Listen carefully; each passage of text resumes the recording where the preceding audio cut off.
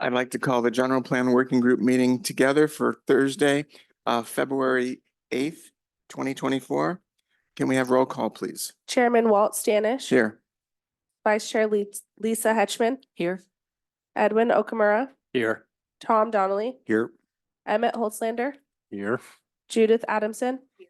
Art Darden. Here. Rick Dolk. Here. Lisa Duke. Here. Can you all join me in the Pledge of Allegiance? I pledge allegiance to the flag of the United States of America and to the republic for which it stands, one nation, under God, indivisible, with liberty and justice for all.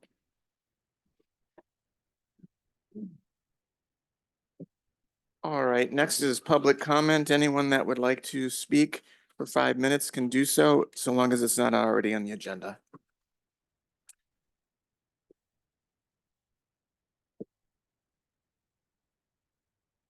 Good evening, all. Thank you all for the time to be here today, commissioners, group leaders. I'm Anders Engnell. I recently joined the California Forever team. Oh, that was fast. Yeah, 5 seconds. Here we go. 2 seconds to speak. Gessler. Go ahead and start again and speak it more into the microphone. Oh, if you could. yes. Thank you. There's a little green light. Hello, hello. Yeah, there you go. You're good. There we are. Thank you. Thank you all. It's great to be here before the working group today. I am Anders Engnell. I just recently joined the California Forever team to work on community projects, relationships, and shared planning. My background is as an urban planner and nonprofit community builder, and I've been really enjoying learning a lot more about Rio Vista, its wonderful culture, waterfront community, and its great people the past couple of months. So I just wanted to be here today to listen and learn. I do know the initiative quite well and can speak to that if helpful, and have watched previous working group meetings and enjoyed your deep thought and commitment to going over all that you can, both for your own city and for the potential neighbors that will be. So just here to listen and learn, and thank you for the opportunity. Okay, thank you. Bill, we're still doing public comment. Do you want to say anything? Okay. All right, anybody online? There are no public comments online. Okay. City manager. Thank you. Because I know there's been quite a bit of question about why our elected officials have not been more vocal about their opinions on California Forever. I wanted to express some advice that has been provided by our legal counsel. According to our city attorney, if any of our elected officials or even appointed members of commission, so planning commissioners, take a position on California Forever's yet to be determined project now, they might be challenged by California Forever when the project comes before them due to due process issues. So for that reason, they have to be general in their concerns. So before you tonight, you have some discussion. So I wanted to provide some advice based on our legal counsel's recommendation. It's perfectly within your rights to express what types of land uses you believe should be reflected in the general plan update, even as it concerns California Forever. However, you should focus on making comments about how you feel about development in general, rather than the California Forever project in specific. And I apologize. Previous to this meeting being rescheduled, I agreed to provide a presentation to the Chamber of Commerce. So I'm going to run out about 20 minutes into the meeting. Okay. Thank you. All right, being that we're done with public comment and comment from the city manager, we'll go on to action items. Approval of the January 11th, 2024 minutes. Does anybody have any questions about the minutes, first of all? All right, does anyone like make a motion for approval? So moved. We have a second? I'll second. All right, we have a first and a second. Can we get a roll call, please, for the? Chairman Walt Stanish. Yes. Vice Chair Lisa Hetchman. Yes. Edwin Okamura. Yes. Tom Donnelly, Yes. Emmett Holtzlander, Yes.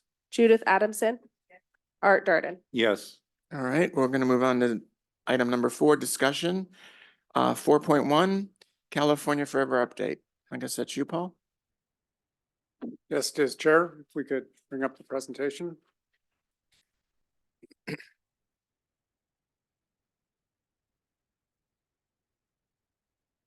Next slide. Chair, this presentation will go through all 3 items, so we'll take one and then get all comments on it. Okay, We will be covering an update on California Forever. We're going to look at the city's 62.5 acre property and land use designations there. And then we'll be talking about the Esperson property and land use designations. So those are the 3 items for us tonight. Next slide. So let's jump into California Forever. I think we're all aware that the ballot measure was filed with the county, and so on the November 2024 ballot, California Forever is requesting the voters of Solano County to amend the county general plan. The ballot initiative is available on the California Forever website. It is lengthy because there is quite a bit within the general plan that must be amended to allow the project to go forward. What we do know now is that the first phase, and because we've heard of an ultimate project that's much larger, I'm assuming the first phase is 18,600 acres and described as having up to 50,000 people. And it is very close to Rio Vista. It's set back just outside of our planning area. No development is proposed by California Forever in the area that we've designated as the planning area, but it does line right up to the edge of it. So there is no urbanization within the land around Grand Ranch, which we've identified as our planning area. And there's no development that's proposed for the Esperson property, which is actually within the city. So none of that is part of the ballot measure. There is a 712 acre Rio Vista parkland designation. This is interesting because if adopted, if approved by the voters, the Rio Vista parkland designation becomes part of the county general plan and thereby would preclude California Forever from developing on that land under the county. So that's an interesting assurance that this designation offers, is that it's not designated for urbanization and it is designated as parkland in the county general plan. If at some time the city wishes to consider annexation of that land, then part of that process is the city would need to identify what it considers appropriate uses, and that might or might not be parkland. It might be urbanization. That would not be restricted by this ballot measure. It's just development under the county would be restricted. Does that make sense? Sure. what we've talked about here so far, does any, and I don't have the map with me, does any of this fall within our sphere of influence? Next slide. So first of all, let's understand where the footprint of this first phase is. It's the blue area. And the green areas immediately around Rio Vista, that's Rio Vista Parkland designation. And that is within what, most of that's within what we've designated as our planning area. Outside of the city, but in our planning area. Next slide. Now we can see the proposal, and that that parkland is not shown on this map, which identifies the urbanized uses. So does that help to clarify any questions? Great. I want to just point out, we have 4 designations. I'm going to talk about them just a little bit more. The yellow color, which is closest to Rio Vista, is neighborhood mixed use. The large block, which is deeper purple, is industrial technology. So that's up closer to Travis, not particularly close, but in that direction. Also located within the plan area are some lighter purple areas referred to as maker and manufacturing, and then the commercial mixed use centers, which would really be the center of core areas of the community. Next slide. What's interesting in these 4 designations is there's a lot of overlap. Every one of them allows commercial to some degree. A number of them allow residential as well. I would liken the industrial technology to something less than heavy industrial, but more than light industrial in our terms. And then maker manufacturing is almost a hybrid of a light industrial, but almost a light industrial district that's transitioning. So entertainment is allowed. So interesting mix of uses, but only 4 designations, but each of them is pretty flexible in what would be allowed. Next slide. What we don't know is phasing. So no plan for the specific phasing of development. Where would development start? What would be the first and last phases? So that means we really don't know how soon development near Rio Vista might be anticipated. It could be at the very beginning of development. It could be at the very end of this phase of development. I mentioned the 712 acre parcel, so that precludes any development at this time until California, unless California Forever goes back and has those designations amended in the county general plan. There wouldn't be any development within what we call our planning area. The ballot measure has a number of incentives or provisions that are intended to benefit the community at large. There's a substantial expansion of the Travis buffer areas. They just about double in size. There's monies that will be set aside for first-time home buyers. So there clearly seems to be an attempt to address concerns and to offer incentives that might be favorable to voters who will be asked to vote on the project. So all of that is within the ballot measure, which runs over 100 pages. So it's fairly lengthy, but it also very interesting. At least I found it interesting. Next slide. So after having gone through all of this, I personally, at a staff level, I don't see that anything about the California Forever initiative really leads to any specific changes in the Rio Vista general plan. So looking at it, the lens of, is there something we should be doing now that we know about California Forever that we aren't already doing? That was not readily apparent to staff, but we'd like to hear any ideas that the working group has of things that maybe should be considered, or how does the world change when you potentially have a very large neighbor next to you? When we started this process, we were really out here on our own in ag lands in a different setting. So has something changed that we should be reflecting in the general plan? And with that, I'd like to just open it up for discussion and ask for your guidance. Rick, go ahead. And this might not be consequential at all, but I know that they've been talking about, they have probably due to difficulties incorporating with the county, but their initial plans, they're planning to not incorporate. How does that affect us, or does it? When you say not incorporate, you're saying not become a city of their own. Yeah. That probably is more related to changes in state law that I think came about close to 10 years ago, where the financial underpinnings of incorporation changed, and it essentially made it financially infeasible for a city to incorporate. So that's why there was many incorporations in the 2000 to 2010 timeframe. There's been none since then. So I don't think that incorporation of a city is viable because of the financial tax sharing that occurs. I didn't know if they had any other specific reason, but I guess that makes sense. Yeah. To further that, so they would have to negotiate with the county so that there would be no loss of revenue to the county at that point. Unless there's a change of law. Anybody else up here? Yes. Transportation is an issue. I've been studying transportation for the whole Delta area and Highway 12.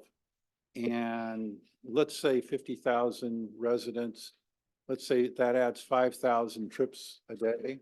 Right now, according to Caltrans' latest figures from 2023, we have about 20,000 trips a day each way on Highway 12.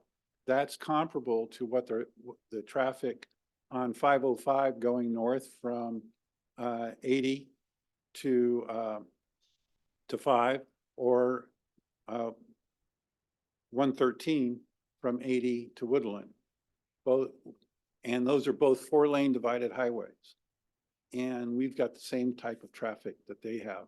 And there is no plans to really do anything as far as widening, adding other lanes to Highway 12, as far as I know, in the near future. And that is a concern that I have for Rio Vista, is we are already gridlocked here often. And something has to happen to motivate somebody to make some look at traffic in this area, because it's only going to get worse. This is where California Forever may impact us or may be part of the solution. The project will have its own environmental impact report. It will do its own transportation analysis. It's far too large for the city within our general plan to analyze the impacts of traffic generated by a city that's arguably first phase is 5 times as big as Rio Vista. We can't figure that out for them. That's going to be on California Forever. They will be preparing their own EIR, and I have every confidence that EIR is going to be very closely scrutinized by lots and lots of folks, some of them hiring lawyers. So they'll have to demonstrate how they will minimize impacts and, to the extent feasible, mitigate those impacts. And that might ultimately lead to some improvements to Highway 12 that are not currently anticipated. My concern is, looking at our transportation element and how is this potential going to affect our transportation and what we're doing? So. Again, we really need to look at what we do control and the system that we will manage and what we know is happening. I neither wish California Forever well or will bear them ill, but projects like this sometimes do not ever come to pass. So there's a long road ahead of this project before it will actually be constructed. And in that period, if it becomes a reality, as it starts to develop, then I believe there'll be a lot more focus by the state to bring dollars to fix the Highway 12 issue that right now just doesn't rise up. Because the Highway 12 issue is a tough solution. It's not like just building a wider 113 between 80 and Woodland. Robin? Yeah, so everybody should still keep in mind the $87 million project that Caltrans is bringing through town. It is intended to vastly improve a lot of the traffic issues due to, there's an accident between here and, the roundabout. There's no shoulders, there's no way to get around, there's no way for first responders to get by. They're spending a lot of money leveling out those hills and putting in shoulders and drainage, and as well as improving the roadway that goes through downtown from the bridge to Drew and Drive, or the car dealers, where it'll be a lot more walkable. There'll be bike lanes. There's supposed to be bike lanes all the way out to Somerset. And those are some mass improvements that do a lot for our connectivity, and focusing on those and getting those delivered are currently our priority.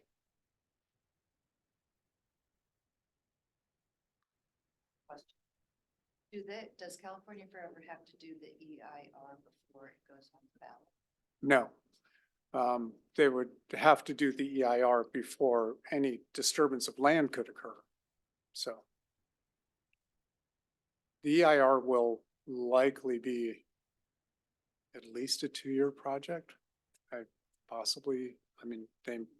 They may hope for less, but I think at the end of the day, it's going to be a very complex analysis. It's going to touch on many, many impacts.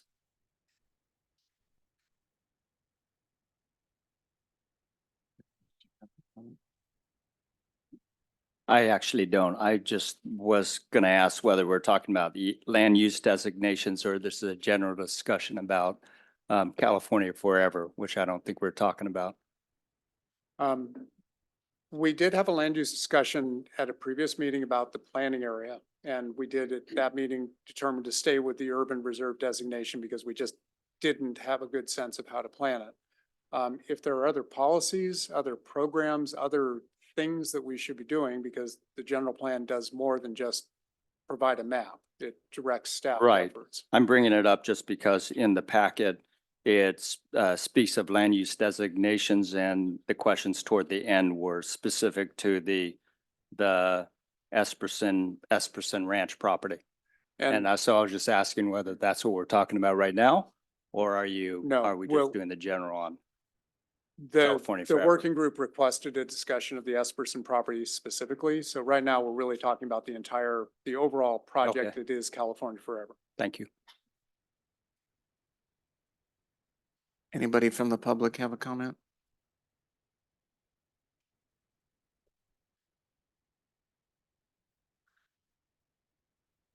Hello. My main concern is the usage of our infrastructure in our city, traffic that comes off the highway to try and be, get around, be first in line to get over the bridge, blah, blah, blah. I mean, our roads are already bad inside our city.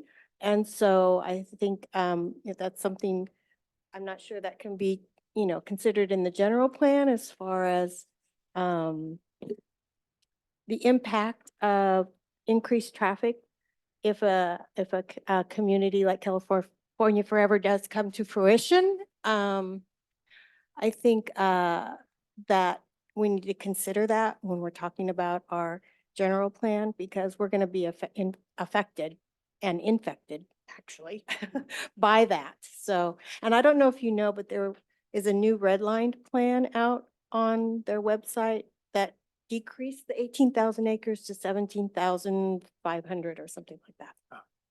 Thank you. I had not seen the new plans. Yeah. I'll find that.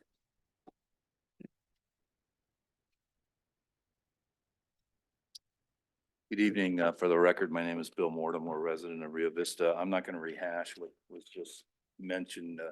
I'm glad Mr. Darden brought up the traffic issue for those of you who may have been on Front Street or Airport Road or River Road today between 3 and 4 o'clock.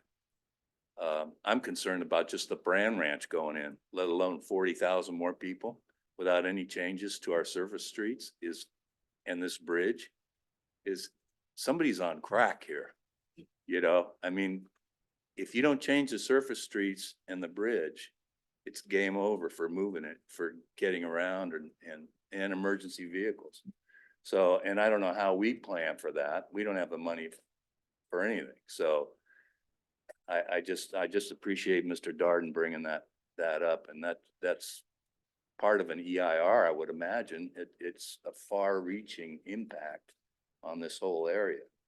So I don't know how we deal with it from Rio Vista standpoint, but if you were out there today, as I was, I'm just looking at the traffic today and there was nothing going on. The bridge was functioning and everything, and traffic was just amazing. So anyway, just another thought. Thank you. Anybody else? All right. Anybody online? There is no public comment online. Okay, thank you. And I agree with Art and what was said. I think if we don't realize that there's going to be an impact to our traffic, I think we're sticking our head in the sand because there's going to be, even when they start construction, we'll have construction trucks, probably more of them coming through, not just, they'll be coming from Fairfield, I'm sure too, but they'll be coming across the bridge. So, I mean, it is going to impact our traffic, almost right off the bat. So I don't know what we can do about it or how we can handle it, but we have to be ready for it. We certainly need to be ready to analyze that EIR when it comes out and line up and say what we need for the city of Rio Vista to be impacted as little as possible. We're going to be impacted, no question about it. What mitigation we ask for, what improvements we ask for. There's been some discussion of whether specific roads in Rio Vista should be improved by a California Forever project because they are going to generate more traffic on our roads. It's an interesting question when you ask a project in another jurisdiction to provide mitigation within your jurisdiction, but it's certainly something we'll be asking for. So then my next question is that something this body should worry about right now, or Is it something future councils are gonna have to worry about, or, I mean, how do we travel this road? It will be future discussions because we have no technical basis yet. So Okay. they'll have to do their work and analyze what's going to have to happen, what is going to happen to traffic. And then there'll be a discussion of how is that going to be mitigated? And we need to be very active in that, watching that EIR, participating in discussions. I have no doubt there'll be discussions at STA. There'll be, at all levels within the county. We're not the only agency that's going to be impacted. We're Right. just probably the one that's going to be impacted the most. But Sassoon City is going to be feeling it, Fairfield to some extent, and I think all the cities should be working together. You spoke earlier about being California Forever being unincorporated. What happens if they do incorporate? What's the difference technically? Well, incorporation refers to being an incorporated city. They would have their own city council at that point. They'd have their own, desk control. This city of California Forever, whatever it's called, would have control over its own destiny, but it would still be elected people. So it would still, thank you. They would still be obligated to, disclose plans in the same way. In projects within any jurisdiction are subject to EIRs and CEQA. We would still have the ability to review and comment on those. We'd still have the ability to take action if we feel like projects aren't being properly reviewed, mitigated. We might have to take action. So I don't know that California Forever under the county looks much different than California Forever under its own city. So if it's unincorporated, they would report to the Board of Supervisors? Is that the idea? Yes, they would Okay. be subject to county land use jurisdiction. Do you know of another area that large that is unincorporated? We're talking 50,000 people in unincorporated. Yeah, we'll say 400,000. Do you know Yeah. of any? Right now, Sacramento County, Mhm. we call it the uncity. Okay. It has 400,000 residents, many in suburban and urban settings, and it's operated as, But- it's a county. It's all spread out over Yes, it is. dozens. It's really spread out. This is gonna be pretty. This will be much more compact, yes. I don't know that we can find an example where a city of this magnitude was master planned at one time and brought forward in this manner. I think if we dig, we could find some examples, but this is also a relatively dense proposal. So. Edwin, go ahead. Thank you, Chair. I have attended several meetings recently, and since we are talking about this, I want to talk about impacts to Rio Vista specifically, and not whether it be California Forever or any other development. Just the fact that we are well water here 100%. And so that continues and always is my greatest concern. Is there any discussion around that? Because anyone, whether it be California Forever or new development within Rio Vista, we all know there's traffic. We see that, but we don't see the water underneath us. And we're working off the aquifer, and that has always been a concern for me. Any development, whether it be Brand Ranch coming in, to make sure that there's enough water to sustain us. We have no water rights to the river currently, so that's always going to be a challenge. Yes, please. Yeah, so we have a groundwater sustainability group that is head by SWA that monitors the sub-basin. And Rio Vista groundwater is actually supporting the rest of the basin. We have substantial water under Rio Vista as our aquifer flows now. Even during the droughts, it doesn't ebb and flow like it does in other areas. So currently Rio Vista is not experiencing a shortfall of water, and we aren't expecting to have one. But they would all have to go through, if any, if they wanted to drill 40 wells in that area, they would still have to go through SWA and the Solano County Water Agency and get permits and prove that there was substantial water and a lot of that. They could also do surface water that they would, that anybody that develops out there is going to have to come up with a viable plan that the entire Solano subbasin approves of. Thank you. Lisa, you had something? Okay. All right, Paul, we don't seem to have any more questions right now. Great. Well, we'll continue to learn more about the project and of course, come November, we'll have a much better sense of what the path forward looks like. Next slide.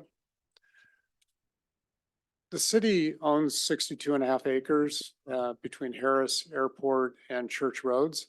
And the city received a grant, an SB2 grant to study it and consider residential uses. That's completed now.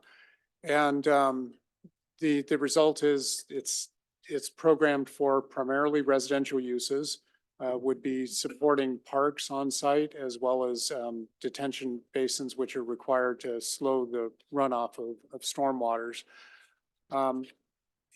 This plan in some form needs to be reflected in the general plan. We've brought forward one scenario previously, and that has now been refined. So we're asking the working group to consider this refined land use plan as the colors that would go into that section of the map. Next slide. So while it doesn't really look like it, there is a tan color there that is neighborhood residential, and that's at least up on this screen. And that is the primary use for the property. There are some other designations that we heard from the city council direction and support for, one being a park on Harris near the Homecoming project. So that would be a 5-acre active park. And so that we feel is known enough that it should be mapped and designated, and any future developer should know that that's fully expected. We expect a park at that location. There is medium density residential on Church and Airport roads. This could be anything from small lot, single family to duplexes to units of housing clustered together as 3 or 4 units, sometimes looks like a house, different configurations, but it's higher density, but still typically ownership and more affordable and higher density. And then the high density would be conventional apartments. And we had been planning for 5 acres of conventional high density. That could be 20 units to the acre. So that's the configuration of uses that we're anticipating. I will point out that there's no detention basins mapped because the locations of the basins is concerning. We don't have a lot of experience with attractive amenitized basins in Rio Vista. And so the natural place for the basin is in fact at Church and Airport Road. It's the low ground of the property. It's also the location where there's a culvert that goes under Airport Road and discharges on the other side to get rid of storm flows. So there's a lot of reasons it's the natural place for a basin. The one reason it's not a natural place is it's a very prominent location, and we want that corner to look good.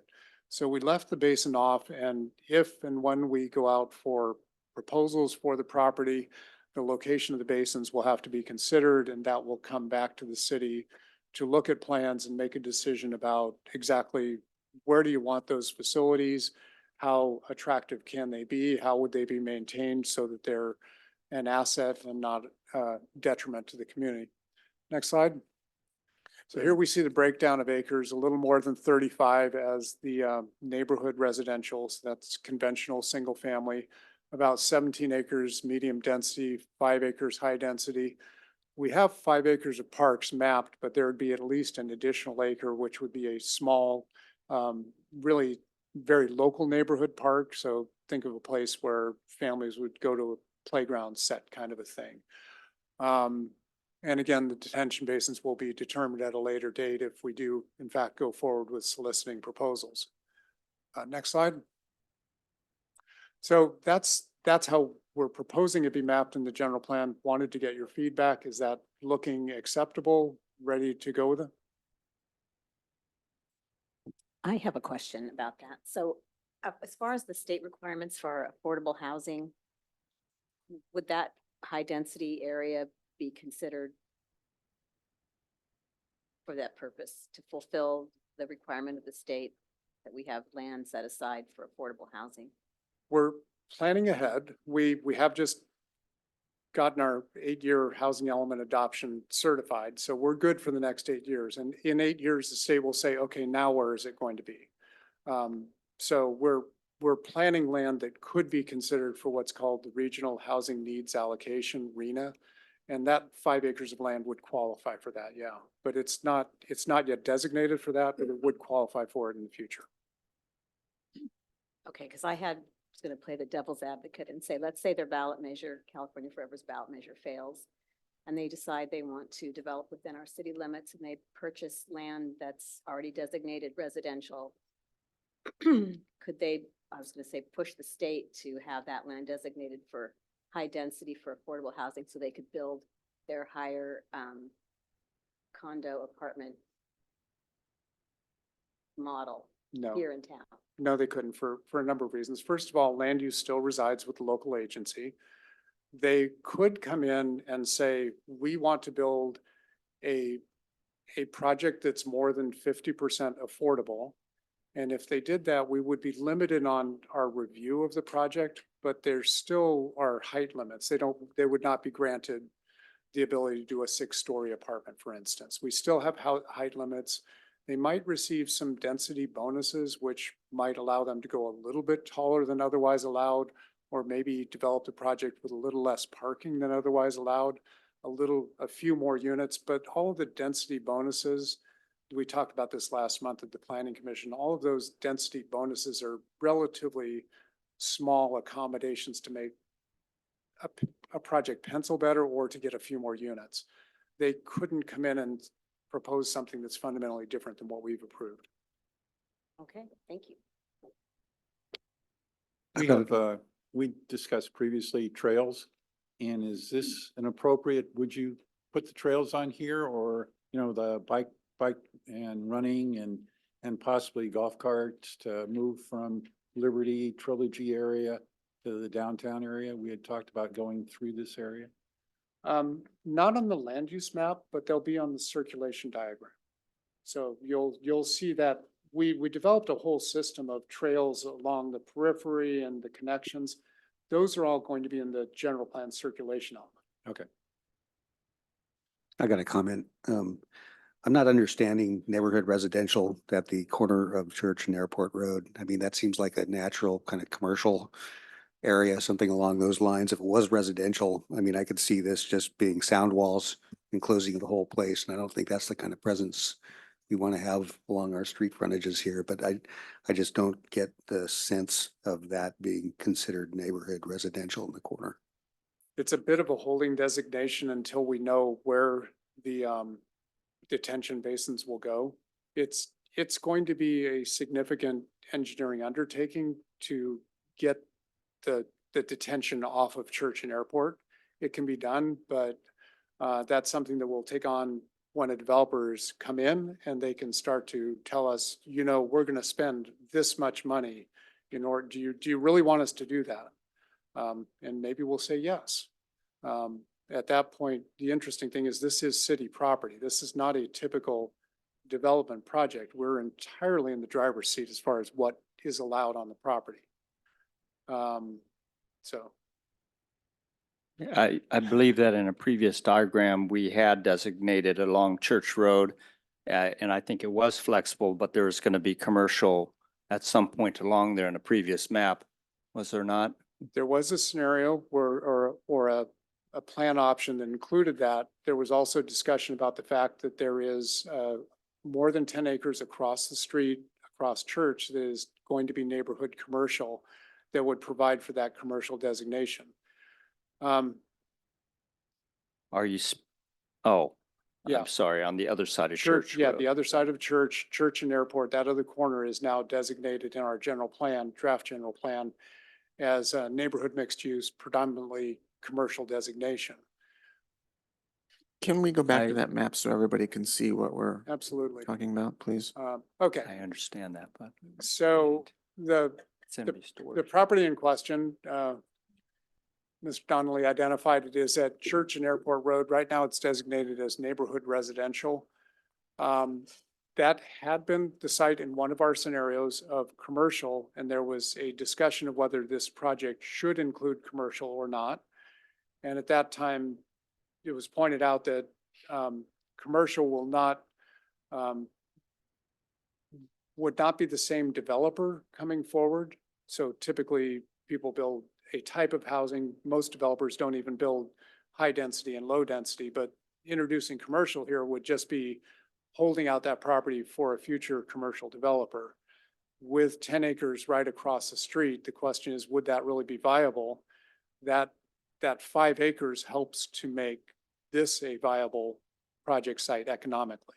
So that was the recommendation from staff, is to let's make this a viable project economically so that it can go forward with development. Right. I recall that conversation now. Okay. Anybody else? Paul, can you explain the part that is directly under Parks and Recreation? It looks like it's also neighborhood residential. Is it? And if it is, how is it connected to the major part of the neighborhood residential? That actually is the shape of the property. It extends across Harris Road, and on the other side, I forget the name of that street right there, but on the other side, that is a swale that heads towards Church Road. Okay. But the Homecoming project just ends there. And so what you're looking at would be single-family residential with a backyard fence to a Homecoming house. But the house would front to Harris. Okay. Did we discuss in that conversation about pushing Harris all the way through right there? Is that? Mm-hmm. Yeah. Yep. About Kind of it being a wrap pedestrian something. bike kind of park Yeah. connection. Right. At a minimum, there's something designated as Harris Road Extension. It heads out to airport. And it's in front of the existing developed industrial uses. That Harris Road Extension would continue towards the bottom of the image. There's already right of way there, and it does a very sharp turn south, and that connects into the business park. And what we've identified is that will at least be a pedestrian bicycle connection from Harris Road into the business park. And then from there, there'll be trails that will head out kind of across the open space by Sino, get out to the elementary school. So. And you're gonna have to refresh my memory again. I know we talked about it too, but the reason why we had talked about Harris going all the way across through that, you talked about pedestrian, but on the other hand, you're gonna have a lot of traffic coming down Harris Road and then that are trying to get into the business park, and they're gonna end up going through residential roads to get there. Robin, can you refresh me? Because I know we had talked about the possibility of having that be a vehicular road, but I think the geometrics of it are problematic. Yeah, the geometrics, engineering wise, and the width of it isn't wide enough for a traditional 2-lane sidewalk lane, projects through there. And the engineers indicated that it has always been designated for that part that goes from Harris down into, the business park to be a bike ped parkway kind of access versus the Harris Road continuing up to airport. That would be the connection. So Harris Road will go down and up to Airport Road and connect at Church and at Airport, but the other portion is not wide enough or conducive for vehicular traffic. I guess I just have a problem with that because with more traffic and more residential there, people take the shortest point between A and B, and they're not going to go back up to Church Road to Airport and come back down. They're going to go down, right? And they're going to go through that residential area, and there's going to be a lot of upset people. So does it make sense to drop that Parks and Recreation either down or expand it into that lower light tan color and then take your road, what direction would that be? North and then east, so that you're hitting Harris, takes a jog north and then east to connect to Harris Road Extension. So Yeah, it'd and be that all- Harris. All new. It's not developed out there. You're not irritating anybody. It's all Harris and you When- get a park. Right, and Harris goes either north or south to Poppy House Road, right? I'm going to say yes, because I'm a little confused It with is, exactly it where we are, does. but yes. Yeah, it drops down to Poppy House. So I mean, if it goes straight down or it jogs at a little angle to avoid whatever the engineers are concerned about, then you would hit Harris Road and you'd have access to either airport or Poppy House. So if I can just make sure I'm understanding, I think you're speaking in favor of a connection from that corner where Harris currently we're thinking it turns up to airport, from that corner continuing a roadway down into the business park that would allow vehicular traffic. Is that- Correct. So that's what you're advocating. Yes, and it doesn't necessarily, I'm not suggesting, I guess there's some engineering issues, but I'm not suggesting it needs to be a straight line, but there needs to be some access down that way. Otherwise, they're going to be going straight through that neighborhood again. Who's going to be going straight to We're what going to have neighborhood? how many new units in between Airport, Harris and Church? Medium density neighborhood residential, and all those people, if they're trying to get to downtown or get into the business park, the way we have it here, they're going to have to jog back up to Church Street, make a right turn, come down Airport Road, and they're not going to do that. They're going to go through where Harris turns into the residential neighborhood, and you're going to have massive traffic there. Already Okay. people speed through there on a regular So- basis. Yeah, I think we'd benefit from seeing a larger context, but there would be driveways from this project into what's labeled as Harris Road Extension. So anybody could go out there and get onto Airport. So that would be a natural way for them to go.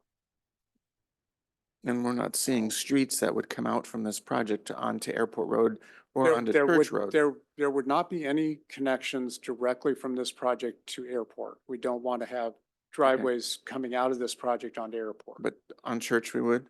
You would have connections into this project from Church, Harris, and Harris Road Extension. On all three sides, there would be connections so that Okay. traffic could get out and move to Airport easily. Yeah. We'll look again at that roadway connection. Yeah. Well, I mean, I understand what you Well, are there's saying, also that there the are going to Keno be. Connections when Riverwalk builds, and there's a lot of connections that go through there as well. Yeah, and I understand what you're saying. We're not looking at circulation, so you don't see the roads that are coming out of the neighborhood residential Right. from on Yeah. the eastern side of the project. There'd be roads coming into Harris Road there. Yeah. It's just not from, so if there's a road running directly next to Parks and Rec on the northern side, that probably solve it too, which I'm sure there are. They're not. That would connect into Harris. Well, and the developer, whoever develops this, will come up with additional circulation and when they plan the project. Well, Yeah. they'll propose and we'll insist on a solution that we feel works. Yeah. So And that's a discussion that can be had when we get into a development agreement. absolutely. Yeah, I mean, so- this is unlike any development project we've reviewed in that we are the landowner. So we're Right. fully in the driver's seat. And so if there's an incentive that we feel is very important, the city might be willing to consider less return on the value of the land. We sell it for a little bit less in order to achieve something important for the community. Does it, without impacting the housing pieces, et cetera, can you expand either that Parks and Recreation into that bottom niche? We actually talked about that, and the challenge was that you would get a very long linear green space, which would be nice to look at, but not terribly usable for recreation purposes. It'd be about 100 feet wide, and I forget what it was, I think. Because there's a road there or something? I'm sorry, Yeah. I'm not Oh, yeah, understanding yeah. that. Harris Road, what you're not seeing is Harris Road will continue, and that Parks and Recreation will front to Harris Road. So they're not really attached the way they look right now. Just That's what's as land deceiving. use designations Yeah. they are, but Yeah, so Harris Road continues down the green section between the green and white section yes. and then goes up to Airport Road. So it makes it a Mhm. full rectangle of roads around the outside. Yeah. Well, Yes, you there would is. get And through there's a Poppy House road by that's going up not to shown. Airport. Yeah. Should have brought a laser There, camera. that roadway The down laser there doesn't is work if you not don't- in circulation plan for a roadway.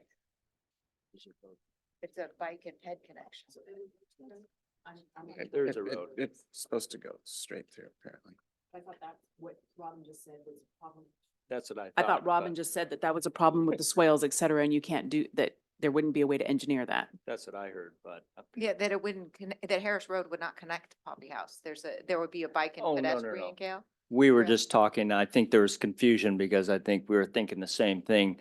Harris Road from Church Road goes straight down, you're suggesting all the way to the Harris Road extension. Yeah. Correct. And that's what we weren't understanding, because on the map, it looks like there's gonna be residential right up to, and there is no the- Harris Road there, The Right. but there roadway, is. yeah, the So we roadway can understand take now. it down. Thank you. Apologies, that's Yeah, just the way was conveyed on the map was confusing, but yes, Harris Road would continue and wrap all along the lower side and then the right side of the project. Great. All good. Okay, Anybody So- else with questions? Public have any questions on this at this point? Anybody online? There are no public comments online. Okay, thank you. so we're good to go with this designations? Think so. Great. Next slide. Now, for the challenging discussion. The working group asked that we look at the Esperson property. I'm going to revert it back to Esperson, even though they're long out of the picture, I assume. But this is the property that was formerly identified as Del Rio Hills, 505 acres that fronts to Highway 12 and is next to some existing neighborhoods in Rio Vista. Well, what I didn't initially realize when I joined the city, because there was this wonderful stack of EIRs and all of these great plans for Del Rio Hills, what I didn't know is that it got very close to the time of approval and the project was withdrawn. So for all intents and purposes, Del Rio Hills never had any entitlement, has no bearing on land uses now. So we're really not concerned with what the proposed plan of Del Rio Hills was because it never came to fruition.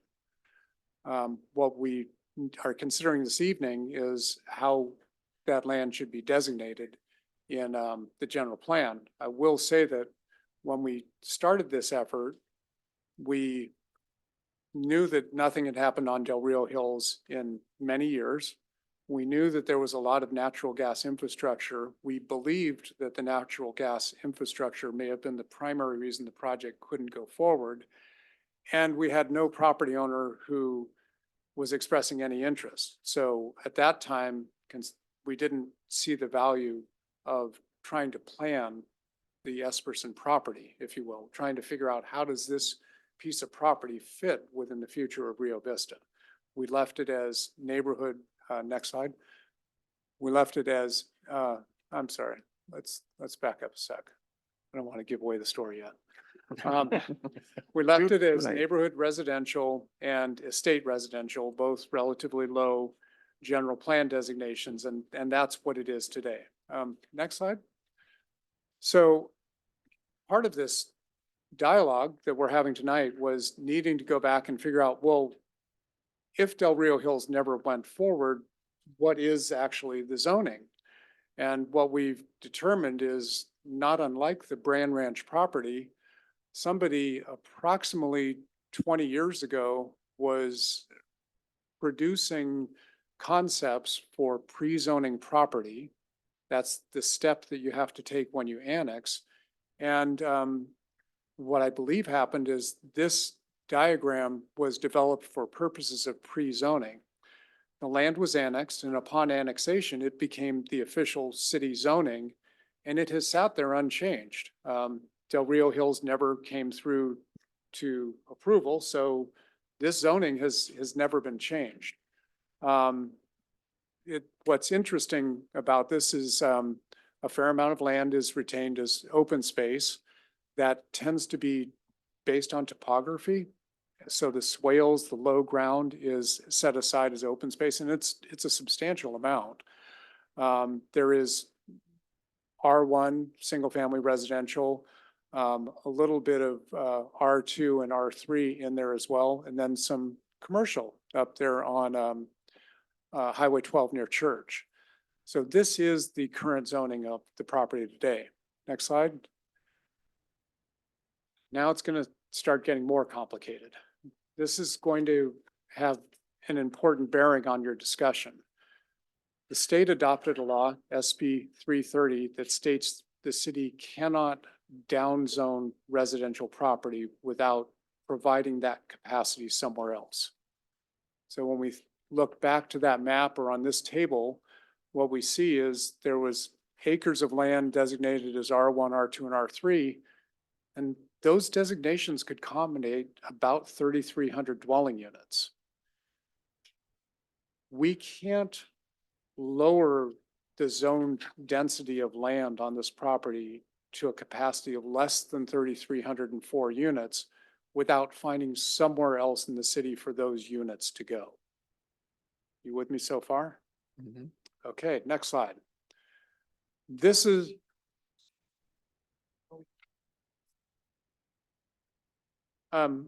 we just keep in mind, we have to find a home for those 3,304 dwellings, either on this site or somewhere else. Yes, But a way to do that is by increasing. Is the to- general is to- plan. Is to put in a high density or something like that, or to do the, whatever we just were looking at on Airport Road, the multi-density Yes, or medium density. absolutely. And if I were to plan the Esperson property today, it would look nothing like the zoning, because that's really inefficient and probably doesn't maximize the benefits for anyone, for the community, for the residents, for the developer, for the city. It's not a very efficient plan. We could do better. This is the current general plan designations: neighborhood residential and estate residential, residential estate. Next slide. And this is the maximum dwellings that could be accommodated. So we've got a disconnect right now. Our existing general plan accommodates about 1,100 units less than our existing zoning. We're going to have to reconcile that at some point. After we adopt the general plan, we'll have to bring the zoning into conformance with the general plan designation.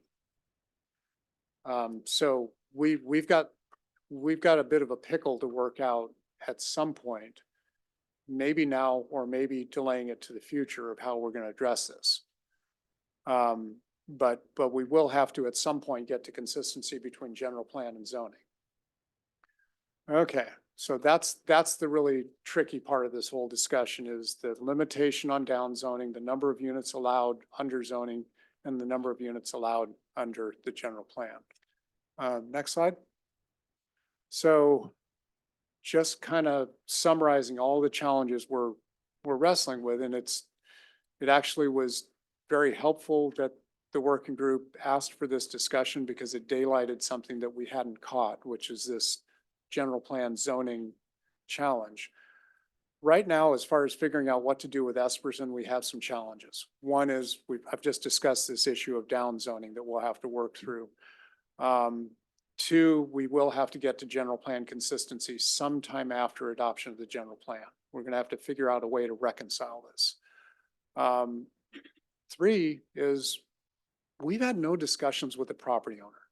It's very unusual to be thinking about master planning or planning property without having the owner of the property at the table providing feedback. I don't know that California Forever has spent any time thinking about what they want to do on Esperson, but at this point, we don't know what they might want to do. Completely independent of that, we haven't contemplated as an agency, what would we like? And that's probably more important at this point, is what would the city envision going into that property?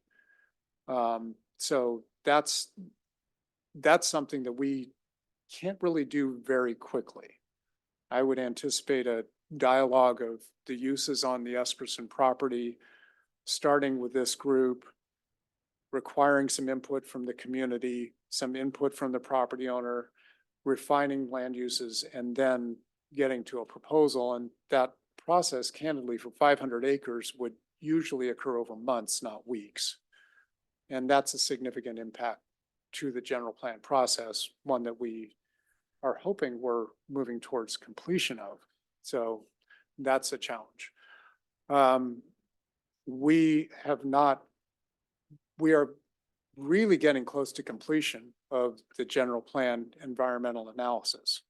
So if we come up with a new plan for the general plan that incorporates some 1,000 additional dwelling units, then we're going to have to figure out how we address that in the EIR. So that again is going to be a step backwards from adoption, where we're for many reasons hoping to get this plan to the finish line. And then I've already talked about the need for general plan zoning consistency, and that's out there. We're going to have to deal with it, and we need to think about what our strategy is now. I will be candid. At this point, I have at least as many questions as I have answers for you. I don't have a good solution, but this is the framework we're working in. What I would like to suggest to the working group is, if California Forever wants to do a project in the future, they will come to us and propose a project. And at that point, it will be their obligation. Apologize for how this might sound crass, but it'll be their obligation to pay the freight. They'll have to pay for the staff time to review the project. They'll have to pay for the EIR to analyze the impacts. If we do this now, we start to take that on. And that's something that I would caution you against, trying to plan out and solve this in a way that may be less than perfect and certainly would be at the city's expense as compared to a more typical arrangement where the applicant would be obligated to pay for the cost of processing. So that's a factor you need to keep in mind. Next slide. Right.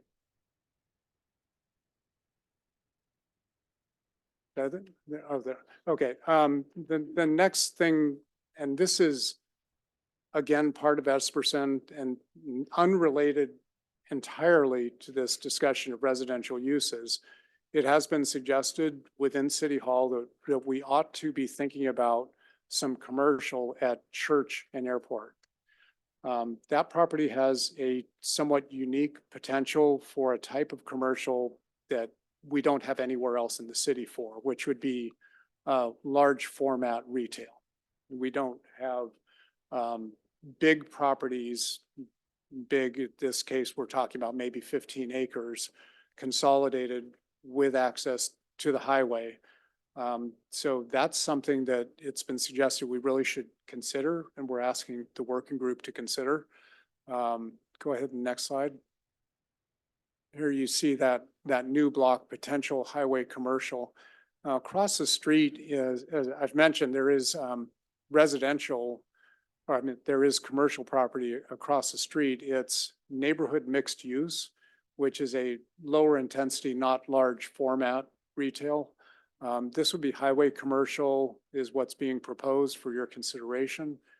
I did talk with our CEQA consultant today, and it would require a couple of weeks for them to do the additional analysis, a model run for commercial uses here. So that's a little bit of a setback, but not a particularly large setback for our process.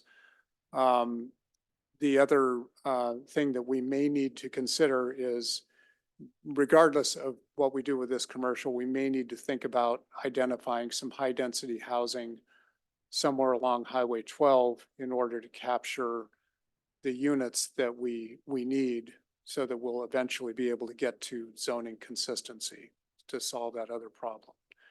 So this is really an evolving solution, even for me, that I think may or may not involve commercial. That's completely at your discretion.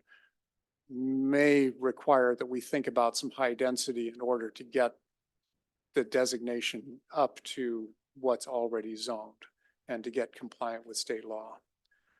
And if that hasn't confused you, Well, then I was gonna I'll say, try and harder. Caltrans has made it perfectly clear we're never gonna have a stoplight there.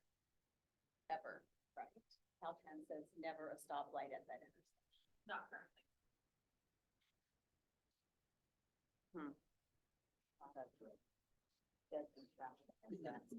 I have Yeah, again, my Caltrans. transportation hat on and saying putting commercial at that site is just gonna be a mess. Getting people in and out and, Avoid that intersection. yes, It's so scary. So in the $87 million Caltrans project, there are vast improvements happening at Church and Highway 12. There's turn lanes, there's all kinds of stuff that's going in there to make it a much safer and easier access road. So there'll be turn lanes, decel, excel lanes, and stuff like that going in there. but what you're asking for is traffic coming from the side that there's nothing on that side. Right now, there's a house, there's a ranch house on that side, and you want to build commercial in there.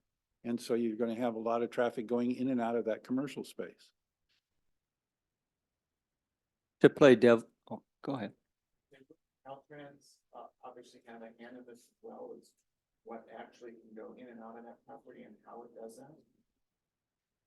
Absolutely. Caltrans controls encroachments onto state highways. Any development there would need to receive approvals from Caltrans. Robin, you can speak to that better Yep, than I. there's already access at that roadway. So, but Caltrans is not approving additional accesses on Highway 12, especially in those areas where there's already existing roadways and with their excel and decel lanes and adding driveways and stuff in that area, they would not allow that to happen on 12. The access to that property would have to come on to whatever we call that, the extension of Church or whatever we're calling that long driveway into the Esperson property now. So if that's the case, should we even consider this? I mean, if Caltrans is really gonna decide how people can get in and out of there, I mean, we could put, a skyscraper there and they're still gonna have to tell us how we're gonna get in and out of there. Robin, did I understand there is already access at that location now? Correct. So we probably would be able to maintain that access. Yes. And I guess that I would defer to Robin's guidance, but there's no stoplight plan for that intersection at this time. But I don't think that means there'll never be a stoplight at that intersection. I would hazard to guess there will be a stoplight at that intersection, not in this phase of developments, but Robin, Yes. am I off base on that? Stoplights are all generated by traffic counts and the engineering warrants, and right now it does not warrant that. But if it all develops, that could change. And so it could also be a condition of whoever develops that area to put in a stoplight. But if we So warned, that won't be done, all of that discussion happens when development plans come in. but if the two traffic lights we have in town are already warned because of traffic, this is the same amount of traffic in my opinion, so that doesn't make much sense to me.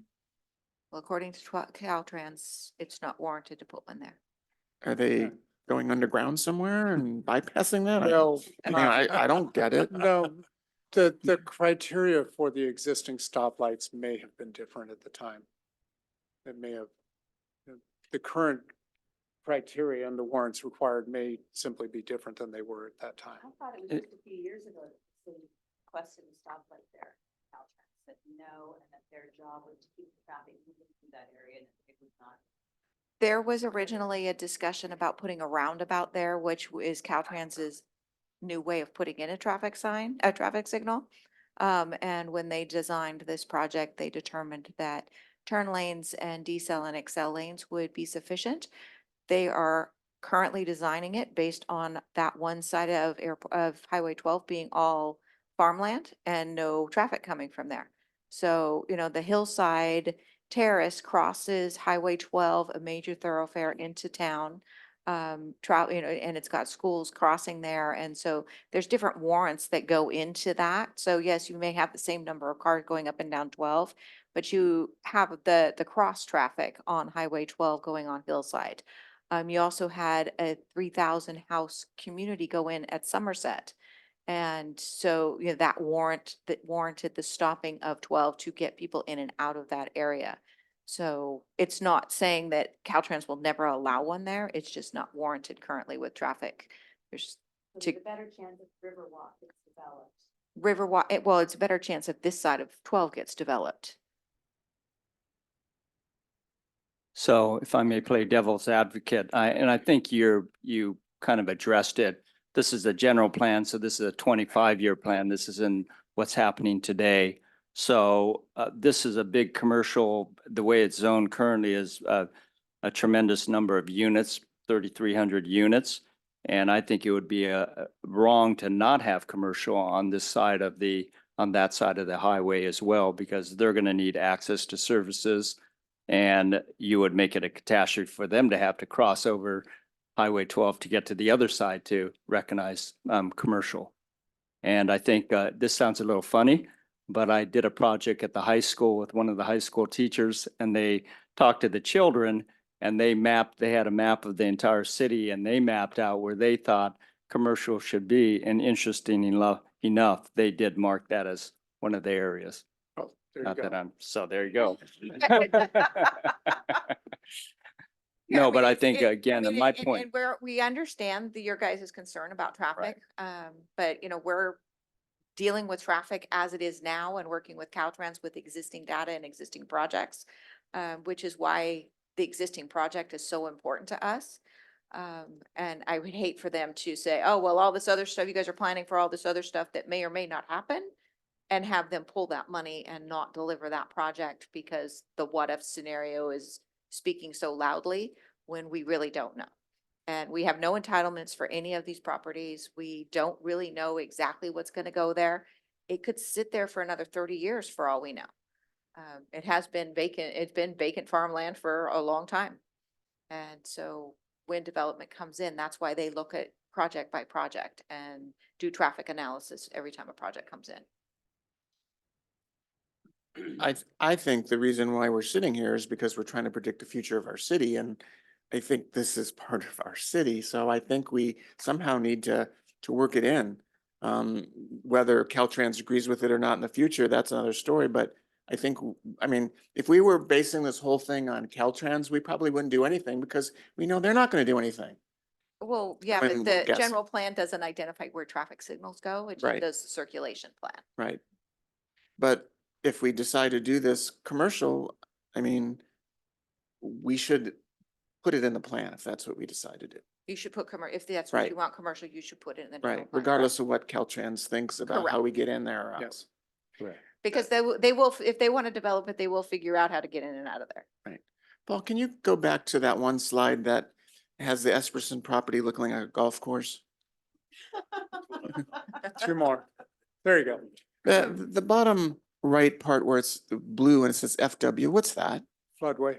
Floodway, okay. I thought it was water, but I didn't know what it was. And that whole section is already developed into Vineyard Bluffs down on that end. Right. What's the DR? Designated Sure. reserve or something?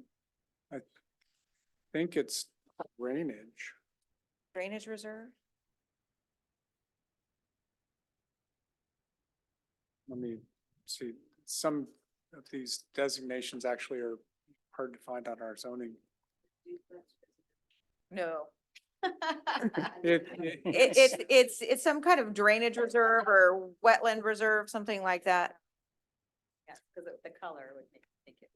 Maybe Councilmember Dorl could chime in what's out there. Isn't there a big drainage swale out there?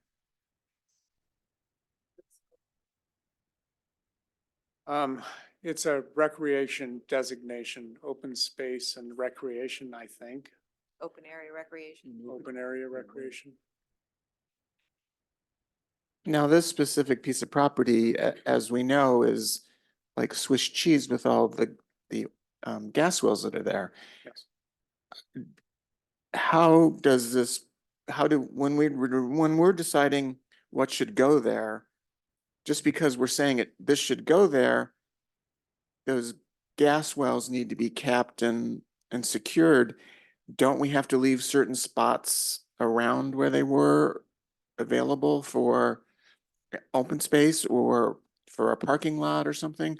And I don't remember how many gas wells are there, but I remember it being quite substantial.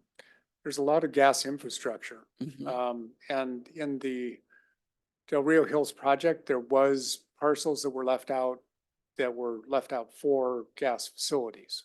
So we could look to that for some guidance. What I would suggest though, and I'm going to keep going back to this, is I don't think we should really try to plan this land now because a future developer can come in and propose something and work with us. This is not a quick discussion.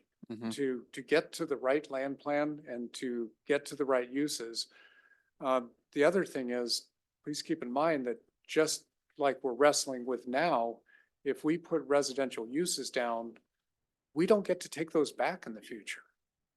So if we somehow increase the residential capacity on the site, we don't ever get to lower it without finding an alternate location. So we need to be careful as we think about planning that, you know, we probably do need to get to where we can show some additional capacity. I will point out that the city's property is going to have the maximum capacity of probably more than 500 units. So half of that gap, we can address that when we rezone the city property. So we can take some of the density off of this project and put it onto the city property. So our gap now is really about 500 units.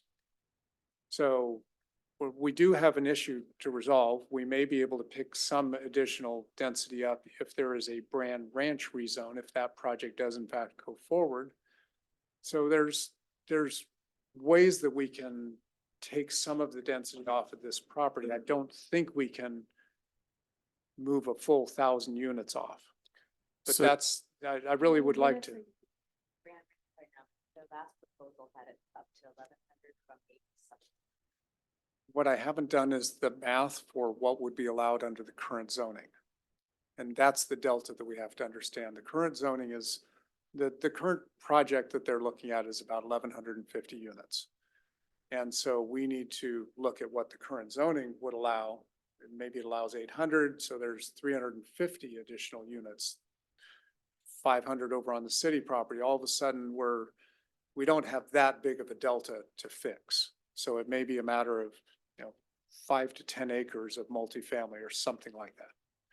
But without understanding what's going to happen at Brand Ranch and a little bit more numbers crunching, can't really say how much we need to accommodate on this site beyond its current general plan. So the bottom line is your suggestion is to leave this as is at this point?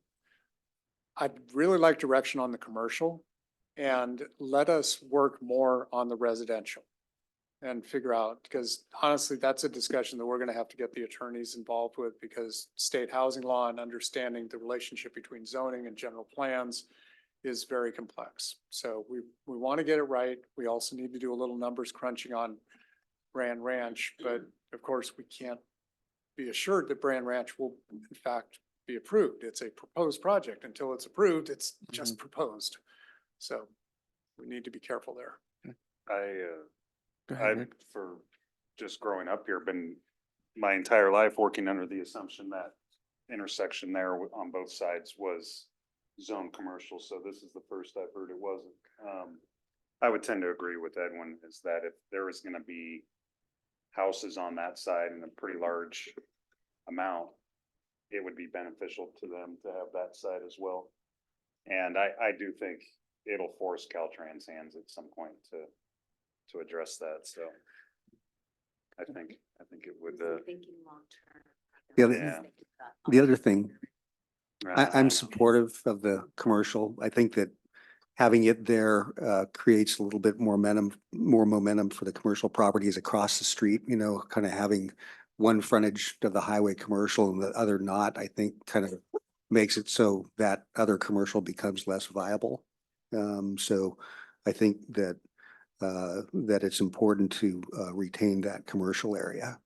One other thing I wanted to note, the original plans for Riverwalk there, the whole idea was that they would have medium and high density that would be essentially ringing that commercial area kind of between that and the single family homes. So, that plan's not really a viable plan in place, but that was what the original planning was. So, maybe that's something that could be considered as part of this too, that, maybe that medium and high density becomes something that kind of rings between the commercial and the residential areas over in this Hesperson side too.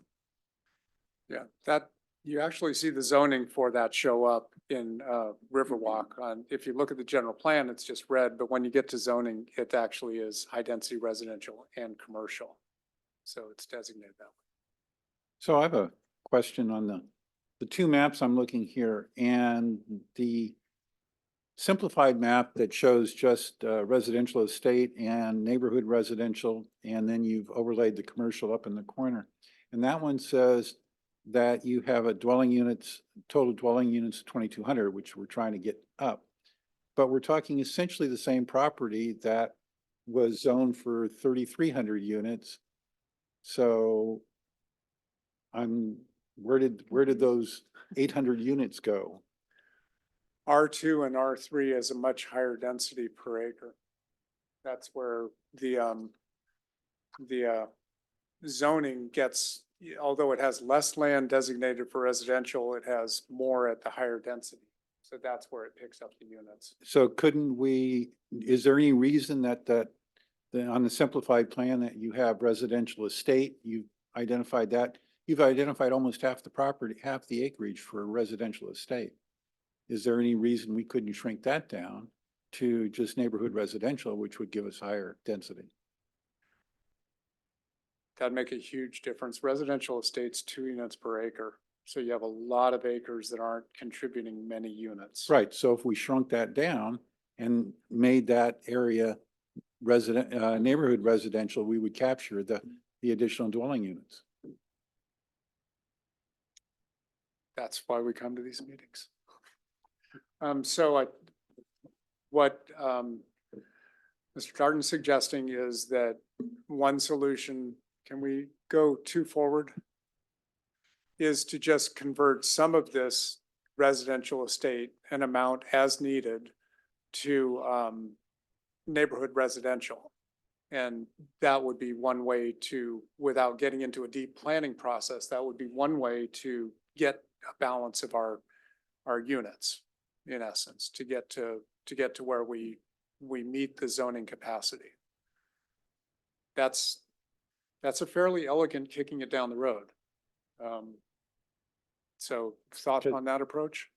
Well, it solves the 3,300 piece of it. I think that's fine. I don't know how everybody else feels, but. The original reason for that residential. I believe it would be a transition to the Montezuma Hills. So keep in mind, we're talking 2 units per acre, half-acre lots. That's very low density residential and a lot of it. So I think it was envisioned as, the edge of town. Or the extension of Vineyard Bluffs, Yeah, is that it? so Vineyard Bluffs has alley or roadways stubbed off Mhm. that go right into that. And Vineyard Bluffs would be a residential estate. What size lots is Vineyard Bluffs? They're 4/10 of an acre. So they're very close to that residential estate, yeah. Yeah. Yeah, in fact, once you get net the roads out, they are at that residential estate, yeah. Yeah. But you could Yeah, at the still bottom. have Yeah. residential estate next to Vineyard Bluffs. Yeah, that would be the Mhm. last, I would see kind of moving from the top of the diagram away from the purple. Right. Yeah. If that's an acceptable solution, then I think we have a good approach for closing the gap on our residential density. Would you make like just a even square then, right there? I And would- then the bottom, just little rectangle would be residential estate? Sorry. No, I'd make it just barely big enough to have 3,305 dwellings. Yeah, that makes sense. So, yeah, That makes, Over. yeah, that makes sense. yeah. Does it make sense to also then, for Art's earlier issue around transportation, to get us a pathway that's parallel to 12 out there? Use the Amarada Hess Road and somehow drop it down, since there's apparently roads stubbed off in Vineyard Bluffs, et cetera, to get us another east-west passage that's not on Highway 12, but that is south of 12 out in that. I love your thinking. I have been thinking we need another route to get down to the beach, get down to that area without having to go through town. And that's an ideal place for it. So the roads that sub off into Vineyard Bluff, is Vineyard Bluffs, the roadways are maintained and owned by the HOA. Mhm. So you would have to have people that feed into that be part of that HOA. So otherwise the roadway would need to go around it. Okay, so go around it. Is Yes, there a go- way to put the transportation then so that you're coming off of the Emirata Hess Road down, so that you're getting then down to Montezuma Hills ultimately? Again, offering another north or east-west passage off of 12. I think that's going to be a great discussion to have when we contemplate development. Because there's so many questions. We've talked about a grade separated crossing of Highway 12, but it made no sense if no development was happening on this side. That's a dialogue we'll have. We'll talk about the circulation. There's so much that needs to be considered in the planning that at this point is premature when we don't have any type of proposal before us to respond to. We have added the crossing back. But just the crossing, not where the circulation is going to connect. Maybe describe we to me a don't know little yet. bit more about the connection you're seeking to achieve. It will be from this property to get to Just to try to where? alleviate some of that backup on 12, when, if you are more of a local and you're just trying to get to Lyris, right? And you're coming down, so even if you were, for those that are on the north side of 12, you get to use airport, you can swing in under the bridge, use the surface streets, et cetera. So I'm looking for something that is similar on this other side, so you can get off. Right now, people get off Clearbach at Azevedo, and you come in and you come down Amy, and then you hit Montezuma Hills. If you're doing development and you're having a commercial piece there, I'm just wondering if there's a way to impact that transportation and have it flow, since there's a road back in there already. I just don't know of one that runs parallel to So 12 that would So drop you down. when it develops, that would be all part of the circulation plan and the transportation planning of the development of where the access would be and what roads they would need to improve to gain alternate access. What I'd like to do is, because we really were focused on the land uses, I think we've gotten fairly good direction. What I'd ask is let us talk with engineering, our traffic consultant, and look back at the general plan and see, is this going to be a policy? We want to see a road here. Is this going to be on a diagram? I'm not sure how we would want to convey it, but give us a chance to work up some ideas of how we would signal our support for that, so that when a project comes in, we would be thinking about it. And if we put commercial there, does the home out there just then become non-conforming, or does it have to disappear? The home? Uh-huh. Oh, it'll be gone. Yeah. Oh, no, I'm sorry. The home would become non-conforming now. At time of development, it would go away. Yeah. So giving you a little more thought on this other road. One of the things I've been looking at for a very long time is the beach, the salon, the county park, and that space that shall remain nameless in my mind. The That south 30 waterfront, the south The waterfront? south waterfront, yes. And getting people to and from that without driving down Second or Third through residential areas, especially if you're towing an RV or you're towing a boat. Having a road that gets us to Montezuma without going through a residential area would be very advantageous to bringing more commercial uses to that area in the future. The out-of-towners are going to use their GPS, and that's going to take them to the quickest route. So I don't know if that helps in that situation at all or not. But if we don't have a road, the GPS will never show. Right, but what I'm saying is that GPS is going to take them to the shortest distance generally anyway, so. Road or not, yeah. That, All along 80, they're signed that I had to various to Vista, Fairfield. Right. Never think to take Cherryland Road to get to Berryessa. She looked fine. Mm-hmm.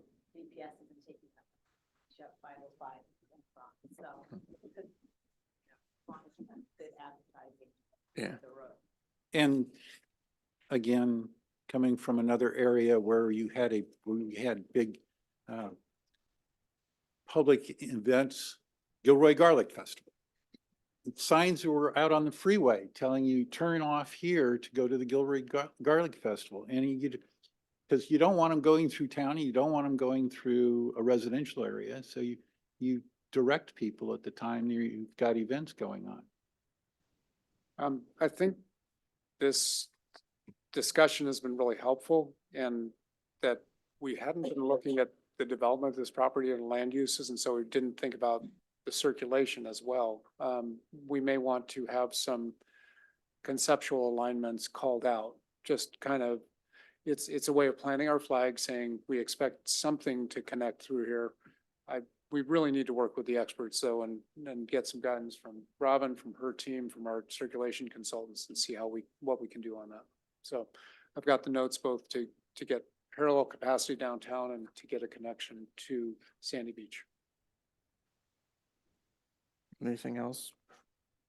Does public have any comments? I have a question. How many people are in a dwelling unit, like a single and a multi? Just under 3 for single family, and in Rio Vista, our multifamily is probably a little bit lower, around 2 something. And I'd have to go back to the actual numbers, but it's pretty close to that. So how many people are we considering on this piece of property? Well, candidly, we're not really considering the discussion is complex because it has to do with state law requirements. But for that, I don't think we would be looking at trying to plan this today. But, you know, if the zoning right now would accommodate 3,000 dwelling units or 6,000 people. That's what the zoning could accommodate. Now, that is not to say that the city supports, encourages, promotes that development. We just need to be aware that we're restricted from designating the land for anything less than that. Another question is there the Caltrans report that the public can look at for this $87 million? Can we see the plan? Well, Go the on. final plans are not out in public yet. But they have come to council, and there is some plans on our website. If you Google Highway 12 on our website, you'll pull up their PowerPoints. Okay, great. And then one more question. Residential estate, I think you answered that, was the 1 per acre, 2 dwellings per acre. Right. Okay, thank you. Anybody else have public comment? Anybody online? There are no public comments online. Oh, oops, go ahead. Yeah, I'm kind of new to what you guys are talking about here, but Paul, is this like you're saying it's designated residential, has to stay that way? What the state law says is when you look at any block of land, the zoning would accommodate a certain number of homes, 100, 1,000, whatever. We can't change the zoning to reduce that number without finding another location in the city for those units to move to. So the state has said we can't reduce the capacity for residential. We can only make it bigger. And everything here would have to go through some kind of planning commission. Well, let's go back 2 slides. What we know is this is the zoning today. And then we anticipate that there's going to be some relatively low density general plan designations. My expectation is that what we're looking at is not a feasible development. So anybody wants to develop this, they're going to come to the city and say, we want to propose a different project. At that point, we have discretion over what the different project looks like. It goes to the planning commission, it goes to the city council, has public hearings. I see. Yeah, my only other comment would be the obvious, with any of this, I know it's not like tomorrow or whatever, but obviously Rio Vista's #1 problem is the roadways. You know, and like if you think of this like on a small scale, what California Forever's doing, and you did in a fantasy world have 6,000 people here all of a sudden, And we've got 12 now and everything's already kind of a mess. And that's just one site we're talking about, you know, and I think people really heavily ought to focus on the fact the roads, pretty much everybody in this room has to have experienced it. The roads can't handle what's here right now. Everybody ought to really think about that one. The bridge, without a tunnel under a new bridge, it's a nonstop type of bridge or tunnel. This area can't support anything else. And I think everybody knows that because they've been trapped here. It's crazy. There's traffic jams are starting to be down here on Main Street sometimes. I can see them from our porch up above, like the whole city is gridlocked right now, today, with no additional anything. So I hope everybody considers that in every plan that they do. Thank you. We did kind of talk about that a little bit earlier with the additional traffic, so we're aware of it. It's just some things that are out of our control, especially Highway 12 with Caltrans. Yeah, come on in. It was under my impression that this development was originally planned for a new school. And I'm wondering where that falls into this zoning of the property. If I remember correctly, the school district was planning on, if this property ever got developed, they would put a new they would ask for a new high school out there. I'm not aware of what the plans would be. That seems like it would be a bit of an odd decision. It is a big piece of property, but it's also pretty close to that existing high school. So I intuitively would have thought you'd look a little bit further away, but I don't know, whatever. Schools are not necessarily designated on general plans. We have designated the schools that exist as schools on the general plan, but for future sites, schools are allowed within the residential designation. So the project comes in and we would plan it, and we'd be working with the school district, talking about what their needs are, student generation, how is it going to be served? And at that point, if a school site's appropriate, it gets designated. Okay, so because that would be another situation to consider as far as roads are concerned for buses to go in and out. A lot of the people in our town, parents use their own cars to pick their children up from school, take their children to school. So there's a lot of traffic around our schools because of Sure. that. I live near a big high school. So do I. I drive out of my way to avoid it. Yeah, thank you. Roxanne, with the Brand Ranch development, the school district is negotiating with Brand Ranch for school, and it would happen very similar to these developments as well. The school district would be involved in negotiating with those developers, not the city. Yeah. But the city could ask. Well, the schools are run by the state and funded by the state. I mean, we can suggest anything we want, but it's really up to the school district and the state at that point, I believe, unless I'm wrong. These are all drawn up in the development Right, agreement. Right. Right. I feel like I got good direction. I heard the comments that were offered were in favor of the commercial at Church and Highway 12. So that will be incorporated 15 acres. We'll figure out a solution for the appropriate amount of conversion of residential estate to neighborhood residential. That will get us squared up on our zoning capacity. So I feel like I got good direction. Next, unless there's any more comments, we move on. Next. Could you just go back? Sorry, could you just go back to where you have that rectangle at Church and Highway 12 for the commercial? I think forward, go a couple, there.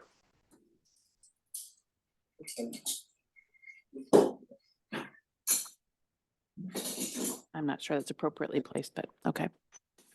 Thoughts? What would be?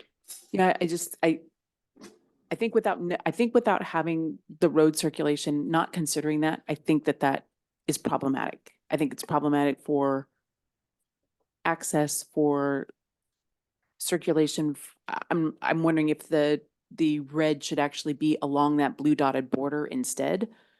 So you're having to come in off of 12 a little bit or down further so that almost like on that north side that it is much like Church, that's that eastern part where Church and 12 come in, if it just mirrors that. So I'm just. isn't that blue dotted area, that's not considered city property, it's county at this point, right? It is. Yeah. It's okay. not yet within the city. And then for clarity as well, just like with our city property, the 62 acres, those are almost like blocks, I believe, so they could be potentially moved around, right? I mean, we're basically designating a commercial area, and when the development agreement is struck up and the maps are drawn, that this could be shifted around in either case. The more important thing is that we have the zoning, right? And acreage. Is that What we're correct doing or in, not? in designating that commercial there is just getting out ahead and saying that we want some commercial in this area. And yes, the property owner could come in and subdivide and create a lot exactly that shape and go forward with commercial. Or it could be integrated into a bigger development project, which is how I think it would go. And at that time, the shape would be considered with roadways, access, and the bigger context. Right now, we just don't have a lot of context.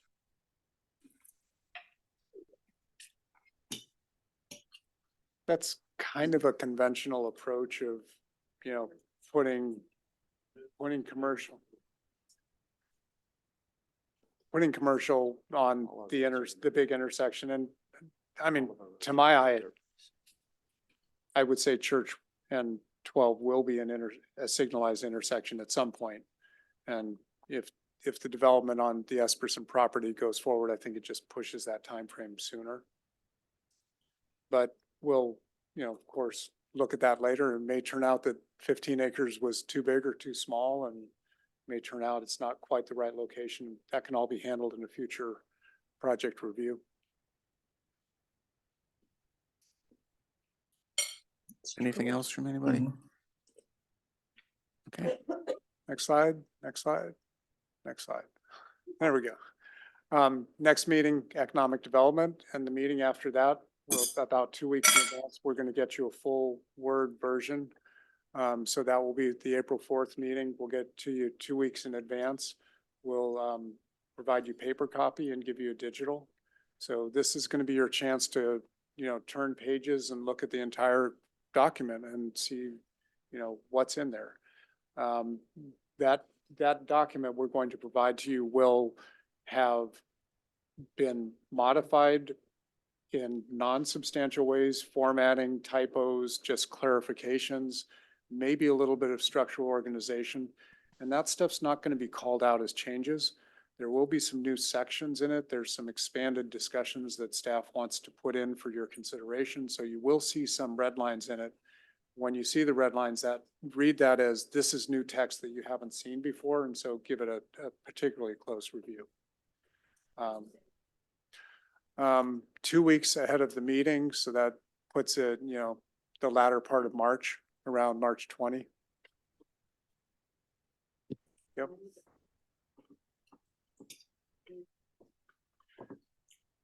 It's really going to depend on what we hear on the April 4 meeting, but we're already moving towards having a formatted version. We'll get your comments and fold that in and then get it out for public review as quick as possible after that. And that'll, you know, allow the community to really start looking at the document and weighing in.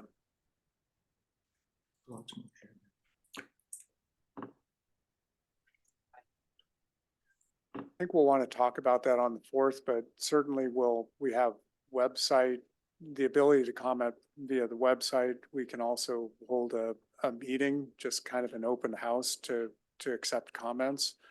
But I think that would be a good discussion to have with the group. And, you know, we've spent a long time getting here. We don't want to shortchange the community on this final review.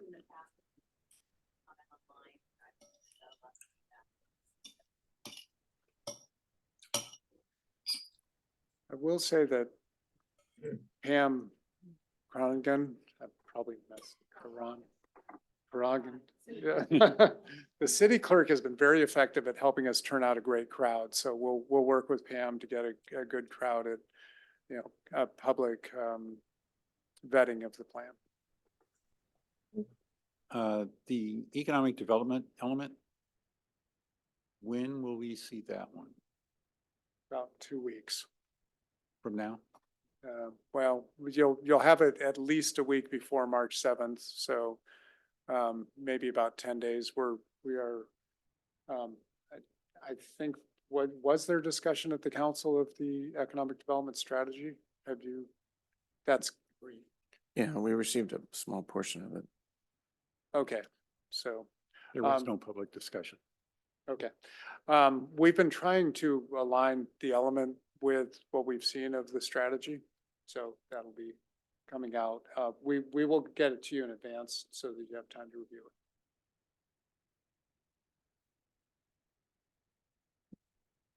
That's what I've got.